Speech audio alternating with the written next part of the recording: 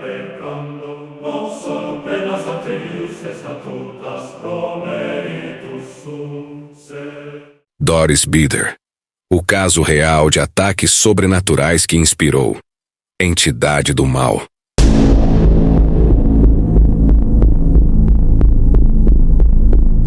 No verão sufocante de 1974, o ar de Los Angeles parecia carregado de calor e histórias não contadas. Entre as prateleiras empoeiradas de uma pequena livraria especializada em ocultismo e fenômenos inexplicáveis, um diálogo casual entre dois jovens investigadores foi interrompido por uma voz feminina, cansada e urgente, que se infiltrou no espaço como um sussurro que não se pode ignorar. Ela não pedia um livro. Não buscava respostas impressas. Estava ali para lançar um pedido de socorro que parecia ter atravessado noites em claro e dias de medo constante. Seu rosto era marcado pela fadiga. Os olhos carregavam um brilho inquieto. E suas mãos, inquietas, traíam um nervosismo que ia além de timidez. O nome dela, dito quase como um segredo, era Doris Bider. Vivia com os filhos em uma casa antiga, de pintura descascada, paredes manchadas pela umidade e um odor persistente de mofo, em um bairro de Culver City que parecia esquecido pelo tempo. A estrutura da residência revelava mais do que pobreza. Revelava abandono, fissuras abertas não apenas no reboco, mas na vida de quem habitava aquele espaço. Doris afirmava com a voz embargada que forças invisíveis se moviam ali dentro com uma fúria que ela não compreendia, e que essa presença não se limitava a assustar. Ela falava de ataques que deixavam marcas, de noites em que acordava com a sensação de ter sido tocada e violentada por algo que não se via, de vozes murmurando em cômodos vazios, de objetos mudando de lugar sozinhos, e de uma opressão invisível que parecia agarrar-lhe os pulmões. Não era o tipo de história que se ouve e esquece. Era o tipo de relato que gruda na mente e obriga quem ouve a seguir até o fim, mesmo sabendo que o que está por vir pode mudar para sempre a forma como se enxerga o silêncio de uma casa. Os relatos que Doris trouxe à tona eram tão perturbadores que ultrapassavam o campo das histórias caseiras sobre fantasmas. Não eram portas que batiam sozinhas, nem correntes arrastando pelo chão. Ela descrevia algo muito mais invasivo e profundamente pessoal. Afirmava que, durante a noite, uma ou mais presenças se manifestavam em seu quarto com uma violência impossível de confundir com sonhos ou delírios. Não havia figuras visíveis, mas havia um peso no ar, como se a atmosfera se adensasse a ponto de colar na pele. Ela dizia sentir mãos que não pertenciam a nenhum corpo humano conhecido, agarrando-a, empurrando-a contra o colchão, deixando-lhe hematomas que surgiam e sumiam com uma frequência inquietante. O medo não se restringia a ela. Seus filhos, ainda crianças, falavam de vultos que passavam diante das portas entreabertas, de sussurros vindos do corredor e de luzes que piscavam no teto, como se tentassem formar um código indecifrável. Havia noites em que a casa inteira parecia vibrar com um som grave, abafado, como se fosse atravessada por uma corrente elétrica invisível. O ambiente interno não apenas carregava o odor úmido e metálico que antecede uma tempestade, mas também exalava algo mais denso, um cheiro que Doris descrevia como quase vivo, como se a própria estrutura da casa estivesse respirando. E havia também o peso psicológico, um clima de constante tensão que não cessava nem à luz do dia. As manhãs não traziam alívio. O sol entrava pelas frestas das cortinas, mas a sensação de ser observada permanecia fixa, silenciosa, pronta para se manifestar a qualquer instante. Barry Taff e Carrie Gaynor, dois jovens investigadores ligados ao laboratório de parapsicologia da UCLA, não eram novatos em ouvir histórias de casas mal assombradas, mas havia algo no tom e na insistência de Doris que os fez aceitar o convite para visitar o local. Ao cruzarem o portão enferrujado, sentiram que o ar parecia mais frio, como se a sombra da casa tivesse um peso próprio. O interior não oferecia conforto, As paredes, manchadas e rachadas, carregavam umidade e bolor, e o teto exibia marcas que lembravam figuras quase humanas, formadas pelo acúmulo irregular da sujeira. O silêncio era quebrado apenas por rangidos ocasionais, como se o assoalho se movesse sob o peso de passos invisíveis. Desde a primeira visita, os investigadores notaram um padrão estranho, um clima de opressão que parecia aumentar conforme a noite avançava. Decidiram retornar equipados com câmeras fotográficas, gravadores e alguns instrumentos rudimentares de medição, determinados a registrar qualquer anomalia. Nas primeiras sessões, capturaram apenas ruídos imprecisos e sombras que podiam ser explicadas pela iluminação fraca. Mas em uma das noites mais carregadas, quando a tensão dentro da casa parecia quase tangível, flashes de luz começaram a surgir no ar, como pequenos relâmpagos flutuando no centro da sala. Taft e Gaynor fotografaram repetidas vezes, sem saber se estavam diante de um fenômeno físico desconhecido ou de um truque da mente em resposta ao medo crescente. Ao revelar as imagens, encontraram manchas de luz, feixes incomuns e distorções que não correspondiam a nenhum reflexo aparente no ambiente. Aquilo, para eles, era mais do que coincidência. Era o primeiro indício palpável de que a casa de Doris Bither guardava algo que escapava à explicação convencional. Quando as imagens foram finalmente analisadas, a atmosfera na sala dos investigadores oscilava entre excitação e desconforto. As fotografias mostravam linhas luminosas que atravessavam o ambiente de maneira irregular, feixes que pareciam cortar o ar, e pontos de luz suspensos, como se obedecessem a um padrão invisível. Algumas dessas formas lembravam vagamente contornos de silhuetas, e outras pareciam serpentear pelo espaço como se fossem feitas de energia pura. Doris, ao vê-las, apenas confirmou com um aceno lento, como quem reconhece algo que já sabia, mas que agora ganhava um corpo visível. Para Barry Taft e Carrie Gaynor, aquilo representava uma evidência rara, manifestações registradas em película, em plena década de 1970, quando manipular imagens era muito mais difícil. Mas essa euforia inicial era temperada por um detalhe inquietante. Durante as sessões de fotografia, todos relataram ter sentido uma pressão no ar, uma força invisível que parecia puxar o corpo para baixo, tornando cada movimento mais pesado. Em certos momentos, o silêncio era quebrado por estalos secos vindos das paredes, como se a madeira se contraísse de forma abrupta. E então vieram os episódios mais intensos. No meio de uma das sessões, um dos filhos de Doris começou a gritar do quarto, dizendo que algo o havia empurrado com força contra a parede. Ao correrem até lá, não encontraram ninguém além do garoto, pálido e trêmulo, apontando para um canto vazio. A câmera que traziam capturou apenas uma mancha difusa de luz próxima ao local indicado. Aquela casa, agora, deixava de ser apenas cenário para se tornar um participante ativo, reagindo, respondendo e talvez até provocando a presença dos investigadores. À medida que os registros se acumulavam, também crescia a divisão entre aqueles que acreditavam e os que buscavam explicações racionais. Alguns colegas de Barry Taft argumentavam que as luzes capturadas poderiam ser resultado de vazamento de luz na câmera, defeitos no filme, ou reflexos produzidos por superfícies metálicas dentro da casa. Outros mencionavam a possibilidade de alucinações coletivas, especialmente considerando que a atmosfera carregada e a sugestão constante de algo presente poderiam induzir percepções distorcidas.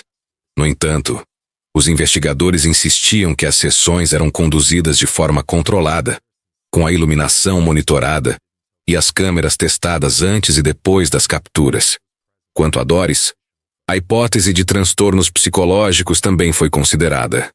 Havia relatos de um histórico de traumas e de um ambiente familiar instável, marcado por conflitos e pobreza extrema, fatores que, para alguns especialistas, poderiam gerar estados de paranoia e até manifestações psicossomáticas. Mas essa explicação, embora plausível no papel, não se encaixava nos eventos presenciados por testemunhas externas. Vizinhos que viam luzes no interior da casa quando Doris estava ausente. Amigos que juravam sentir mudanças bruscas na temperatura ao entrar. E, principalmente, os próprios investigadores, que relataram ter ouvido sons e visto fenômenos que não podiam atribuir apenas ao estresse ou à imaginação.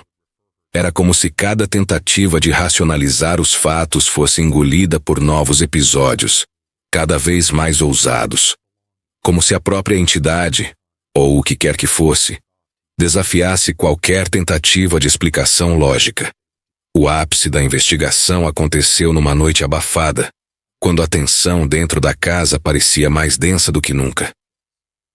Doris afirmava sentir que as presenças estavam à espreita, quase impacientes, como predadores que se aproximam antes de atacar. Pouco depois das 11 da noite, enquanto os investigadores ajustavam os equipamentos, uma sucessão de luzes estourou no ar como pequenos flashes de câmera, mas sem qualquer fonte visível.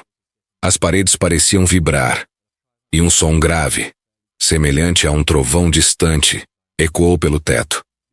Doris, que até então estava sentada, de repente foi projetada contra o sofá com uma força que assustou até os mais céticos no cômodo. Os filhos, trancados em um dos quartos para segurança, começaram a bater na porta por dentro, gritando que algo estava tentando entrar. Taff e Gaynor correram para ajudar, mas ao abrirem a porta, viram apenas um dos garotos encostado no canto, apontando para o centro do quarto, onde nada aparente estava, enquanto soluçava e dizia que um homem sem rosto o observava. A temperatura caiu de forma abrupta, e o ar se tornou tão gelado que a respiração de todos formava nuvens brancas, algo anormal para o clima da Califórnia naquela época do ano. Um dos fotógrafos presentes, com mãos trêmulas, conseguiu disparar a câmera exatamente no momento em que um feixe de luz curvado parecia sair do chão e se dissolver no ar. Era a noite em que a entidade, qualquer que fosse sua natureza, mostrava-se não apenas disposta a ser vista, mas a afirmar um domínio absoluto sobre aquele espaço. Após aquela noite, a vida de Doris entrou numa espiral cada vez mais sombria. As marcas no corpo tornaram-se mais frequentes, surgindo em regiões impossíveis de serem atingidas por ela mesma, e acompanhadas de dores repentinas que, segundo ela, vinham como choques elétricos. O sono deixou de existir como refúgio. Doris permanecia acordada até o limite da exaustão, temendo fechar os olhos e acordar no meio de um novo ataque. Quando finalmente cedia ao cansaço, acordava no chão ou em posições estranhas, como se tivesse sido arrastada. Seus filhos, antes apenas assustados, começaram a apresentar sinais de estresse severo. Pesadelos recorrentes, perda de apetite e um medo constante de permanecer sozinhos em qualquer cômodo. Vizinhos passaram a evitar a casa, alegando ouvir gritos e pancadas durante a madrugada, mesmo quando não viam movimento algum. Doris, já fragilizada, tornou-se alvo de comentários cruéis e rumores que a isolavam socialmente. Alguns diziam que ela mesma provocava os fenômenos, outros afirmavam que a casa estava amaldiçoada e que qualquer um que permanecesse ali acabaria sendo destruído. Para Taff e Gaynor, era como observar lentamente a implosão de uma família diante de algo que não podia ser contido e que parecia se alimentar justamente do medo e da desesperança que provocava. A investigação, que no início buscava apenas registrar anomalias, agora se misturava a uma luta desesperada para evitar que Doris e seus filhos fossem engolidos completamente por aquele pesadelo. Quando Doris finalmente decidiu abandonar aquela casa que se tornara uma prisão invisível, muitos acreditaram que o pesadelo chegaria ao fim. Porém, para surpresa de todos, as manifestações não ficaram confinadas às paredes envelhecidas de Culver City. A presença que a assombrava parecia tê-la marcado profundamente, como uma sombra inseparável que a acompanhava aonde quer que fosse. Em seu novo apartamento, os sinais começaram de forma sutil. Objetos deslocados, sombras fugidias nos cantos da visão, sussurros inaudíveis que pareciam ecoar no silêncio da noite. Mas logo a intensidade voltou a crescer. Doris relatava ataques físicos, quedas inexplicáveis e a sensação constante de ser observada. Seus filhos, ainda traumatizados, também começaram a relatar visões e sons que os aterrorizavam. A mídia local tomou conhecimento do caso, trazendo olhares curiosos e sensacionalistas que só aumentavam o sofrimento da família.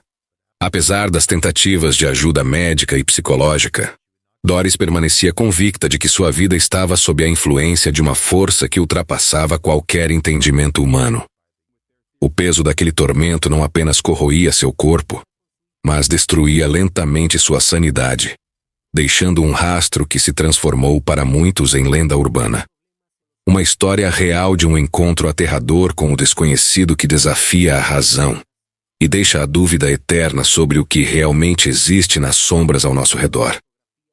O caso de Doris Bitter permanece envolto em um nevoeiro de dúvidas, medos e controvérsias que o tempo não conseguiu dissipar. As evidências reunidas pelos investigadores Barry Taff e Carrie Gaynor, fotos, gravações, relatos, formam um arquivo incompleto, marcado por fragmentos que tanto sugerem uma realidade aterradora quanto despertam o ceticismo mais rígido. A ausência de explicações definitivas é talvez o elemento que mais alimenta o fascínio pelo episódio. Seria Doris uma vítima legítima de forças obscuras, um exemplo extremo da presença do sobrenatural em nosso cotidiano?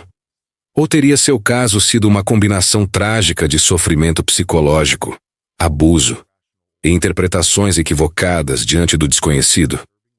Essa ambiguidade, esse limiar entre a ciência e o mistério, é o que dá ao relato um peso incomum, um convite para questionar os limites da nossa compreensão sobre o mundo e sobre nós mesmos.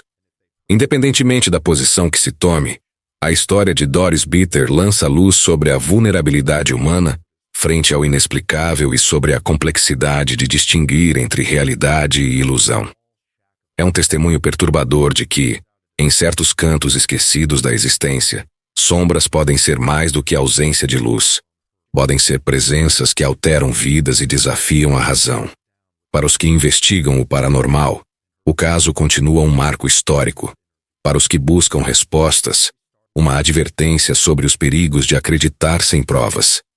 Para nós, espectadores, é um convite a encarar o silêncio da noite com um olhar mais atento, pois por trás das paredes, das sombras e dos sussurros, pode haver histórias que ninguém ousa contar ou ouvir. O mistério permanece, o medo persiste, e a casa de Doris Bitter permanece, para sempre, um enigma que resiste ao tempo. Obrigado por acompanhar conosco essa jornada pelo lado mais obscuro do desconhecido. No NewsWeb Doc, nosso compromisso é trazer a você histórias reais, inquietantes e que desafiam o entendimento, sempre com respeito e coragem para encarar o que muitos preferem ignorar. Se essa história mexeu com você, se despertou aquela dúvida, aquele medo ou aquela vontade de saber mais, não fique só. Deixe seu comentário. Compartilhe suas impressões e experiências. Sua voz é parte essencial dessa comunidade que busca entender o inexplicável sem perder a razão. E claro, não se esqueça de se inscrever no canal, ativar o sininho e fazer parte dessa família que cresce a cada dia, unida pela busca incessante por respostas nas sombras. Aqui você encontra não só histórias, mas um espaço para questionar, refletir e, acima de tudo, se preparar para o que o mundo às vezes tenta esconder. Até o próximo vídeo. Fique atento, porque o próximo mistério pode estar mais perto do que imagina. Sono plena satirius estatutas pro meritus sum, se nascet impia offre